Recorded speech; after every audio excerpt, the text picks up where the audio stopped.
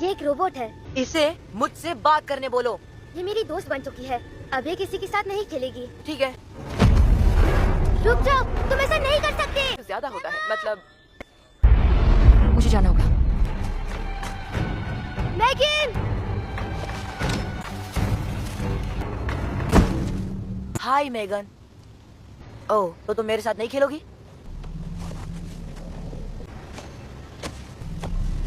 अब भी नहीं खेलोगी? हाँ? मुझे इससे क्या? तू सिर्फ एक रबर डॉली तो है, नकली बालों वाली। आओ, छोड़ो! तुम्हें किसी ने कभी तमीज नहीं सिखाई ब्रैंडन।